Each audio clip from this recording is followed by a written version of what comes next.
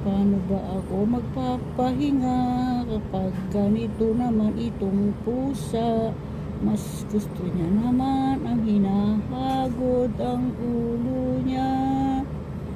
Napakaswerte naman itong ampon na to.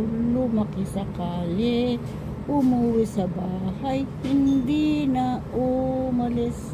Mas gusto na niya dito. Ayan, tulog-tulog na daw siya. Si Batman. Tingin ka doon, Batman, oh. Oh, ayan, oh. Ayan, oh. Hello, I'm Batman.